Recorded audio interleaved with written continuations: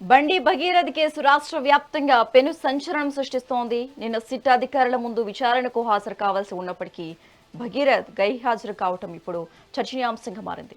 ముందస్తు bail petition హైకోర్టులో pending లో ఉన్నందునే ఆయన విచారణకు రాలేదని సమాచారం అందుతోంది. మరోవైపు పోలీసులు దీన్ని తీవ్రంగా పరిగణిస్తున్నారు. ఇప్పటికే బాధితురాలు రెండో స్టేట్మెంట్ ఆధారంగా పోలీసులు ఎఫ్ఐఆర్లో అత్యంత కఠినమైన సెక్షన్లను చేర్చారు. ఫోక్సో కేసు నేపథ్యంలో ఆయన దాఖలు చేసిన క్వాష్ పిటిషన్ పై నేడు హైకోర్టులో విచారణ జరగనుంది. ఒకవైపు కేసు కొట్టివేయాలని భగీరథ కోరుతుండగా మరోవైపు పోలీసులు దర్యాప్తు వేగవంతం చేశారు. తాను విచారణకు హాజరవుతానని పోలీసులకు మెయిల్ పంపినట్లు భగీరథ చెబుతుండగా తమకు ఎలాంటి మెయిల్ అందలేదని సైబరాబాద్ పోలీసులు తెలిపారు. ఈ క్రమంలోనే ఆయనకు మరోసారి నోటీసులు జారీ చేసిన పోలీసులు కరీంనగర్లోని ఆయన బంధువులకు వాటిని అందజేశారు. విచారణ అనంతరం కోర్టు బెయిల్ మంజూరు చేస్తోందా లేక పోలీసులు అరెస్టు దిశగా అడుగులు వేస్తారా?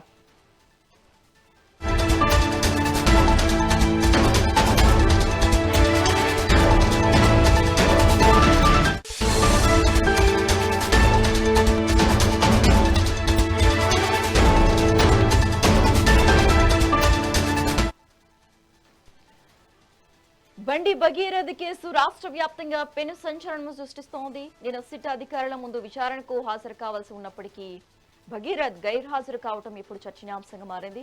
ముందస్తు బెయిల్ పిటిషన్ హైకోర్టులో పెండింగ్ లో ఉన్నందునే ఆయన విచారణకు రాలేదని సమాచారం అందుతోంది.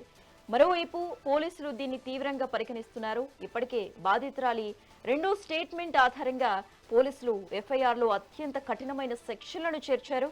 పోక్సో కేసు నేపథ్యంలో ఆయన దాఖలు చేసిన క్వాష్ పిటిషన్ పై నేడు హైకోర్టులో విచారణ జరగనుంది.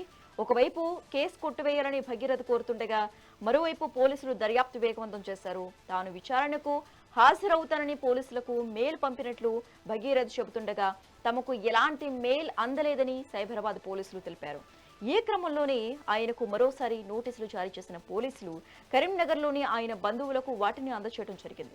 విచారణ అనంతరం కోర్టు బెయిల్ మంజూరు చేస్తోందా లేక పోలీసులు అరెస్టు దిశగా అడుగులు వేస్తారా అనేది చూడాలి. ఇక ఇదే అంశానికి సంబంధించి మరింత సమాచారం మా కరెస్పాండెంట్ రవికుమార్ ఫోన్ ద్వారా అందిస్తారు. రవికుమార్, చెప్పండి. నిన్న సిట్ అధికారుల ముందు విచారణకు హాజరు కావాల్సి ఉన్నప్పటికీ నిన్న సిట్కి సహకరించలేదు, హాజరు కాలేదు భగీరథ్. మరి మరోవైపు చూసుకున్నట్లయితే ఇప్పటికే బాధితురాలి రెండో స్టేట్మెంట్ ఆధారంగా పోలీసులు ఎఫ్ఐఆర్లో అత్యంత కఠినమైన సెక్షన్లు కూడా చేర్చడం జరిగింది. మరి పోలీసులు తదుపరి అడుగు ఏంటి? ఆయనకు మళ్ళీ నోటీసులు ఇస్తారా లేక నేరుగా చర్యలకు దిగే అవకాశం ఉంది అంటారా?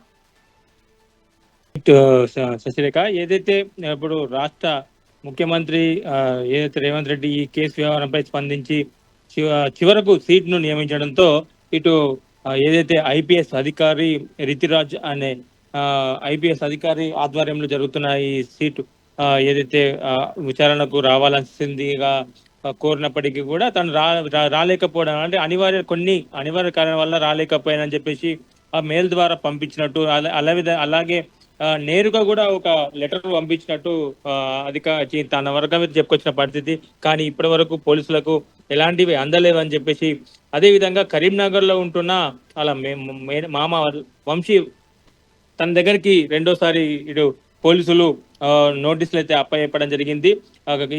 ఈ నేపథ్యంలో ఈ బండి సంజయ్ సంబంధించి కొడుకు కుమారుడు భగీరథ రేపు హాజరవుతా అని చెప్పేసి తను చెప్పినట్టు ఆ మెయిల్లో పంపించినట్టు వాళ్ళు చెప్పుకొచ్చిన పరిస్థితి. కానీ చూడాలి మరి పరిస్థితి రేపు.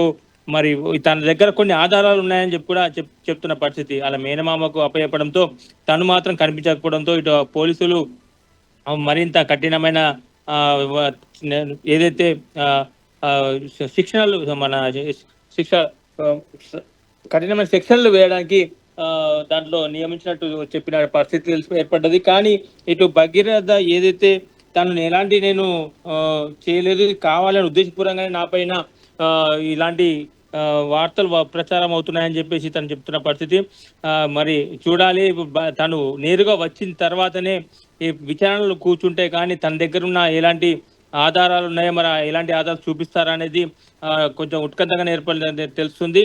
మరి ఈ రోజు అయితే బెయిల్ పిటిషన్ పై విచారణ జరిగినట్టు, ముందస్తు బెయిల్ కోసం తను హైకోర్టులో మంగళవారం నాడు పిటిషన్ దాఖలు చేసినట్టు తెలిసింది. తనపై ఫిర్యాదు చేసిన ఏదైతే మైనర్ కాదని చెప్పేసి, యువతి మైనర్ కాదని చెప్పేసి దానికి సంబంధించిన పూర్తి ఆధారాలు తన దగ్గర ఉన్నాయని చెప్పేసి కక్షపూరితంగానే నా మీద నా కుటుంబాన్ని దెబ్బతీసే విధంగా ఈ కేసు పెట్టారని చెప్పేసి భగీరథ పిటిషన్లో పేర్కొన్నట్టు తెలుస్తుంది. మరి చూడాలి రేపు మరి ఏదైతే భగీరథ్ ఆ, ఈ ఈ పోలీసుల విచారణకు వస్తానని చెప్పేసి ఆ మెయిల్ ద్వారా చెప్పినప్పటికీ పోలీసులు మాత్రం అందలే అని చెప్తున్నారు. మరి ఇలాంటి ఆ, చర్యలు తీసుకుంటారా అనేది కొంచెం వేచి చూడాల్సిన పరిస్థితి అయితే ఉంది శశిరేఖ. రవికుమార్, మరోవైపు హైకోర్టులో ముందస్తు బెయిల్ పిటిషన్ విచారణకు రానుంది. ప్రధానంగా బాధితురాలి వయస్సుకు సంబంధించిన కీలక ఆధారాలను కోర్టుకు సమర్పిస్తామని లాయర్లు చెబుతున్నారు. ఆ ఆధారాలు ఏమై ఉండొచ్చు అంటారు?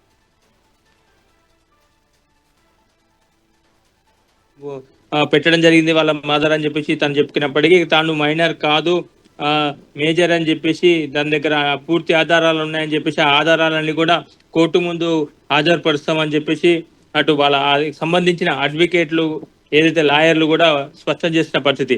అదే ఈ రోజు విచారణలో మాత్రం అవన్నీ ముందు పెట్టే అవకాశాలు ఉన్నాయని చెప్పి తెలుస్తుంది. తన దగ్గర ఉన్న ఎలాంటి ఆధారాలు ఉన్నాయో మరి తనకు సంబంధించిన ఏ ఆధారాలు ఉన్నాయనేది ఇంకా తెలియాల్సి ఉంది. తను ఏదైతే కోర్టులో హాజరుపరిచే తర్వాతనే మనకు తెలిసే అవకాశాలు కూడా ఉన్నాయి కాబట్టి కానీ అది ఏజ్ పరంగా చూస్తే తను మైనర్ కాదు, మేజర్ అని చెప్పేసి ఈ భగీరథ చెప్పుకొచ్చిన పరిస్థితి అయితే ఉందని చెప్పి తెలుస్తుంది. రవికుమార్, తాను విచారణకు హాజరవుతానని పోలీసులకు మెయిల్ పంపినట్లు భగీరథ చెబుతుండగా మాకు ఎటువంటి మెయిల్ రాలేదని సైబరాబాద్ పోలీసులు తేల్చి చెప్పడం జరిగింది. మరి నెక్స్ట్ పోలీసుల స్టెప్ ఏంటి? పోలీసులు దాదాపు ఇప్పుడు తనకు సంబంధించిన కుటుంబ సభ్యుల కూడా దగ్గర కూడా వెళ్ళినట్టు తెలుస్తుంది. ఇటు కరీంనగర్ పట్టణంతో పాటు ఇటు తన వేములవాడలో కూడా పోలీసులు ఏదైతే తన బంధువుల దగ్గర ఎక్కడైనా వెళ్ళే ఉంటాడా అని చెప్పేసి కూడా వాళ్ళు వెళ్ళినట్టు మనకు అందిన సమాచారం ప్రకారంగా తెలుస్తుంది. అయితే పోలీసులు అయితే ఎందుకంటే తను పోలీసులకు వద్ద వచ్చి హాజరు కావాలి, ఏదైతే సీట్ కు హాజరైతేనే విచారణకు హాజరైతేనే బయటకు క్లియర్ గా వస్తుంది కాబట్టి ఇలా దాక్కుంటే కరెక్ట్ కాదని చెప్పేసి కూడా పోలీసులు అయితే ఆల్రెడీ వర్గాలుగా ఇప్పుడు కరీంనగర్ లో ప్రతి ఒక్క తనకు సంబంధించిన బంధువులకు సంబంధించిన దాంట్లో కూడా వాళ్ళు ఎంక్వైరీ చేసినట్టు తెలుస్తుంది. Thanks for the updates Ravikumar.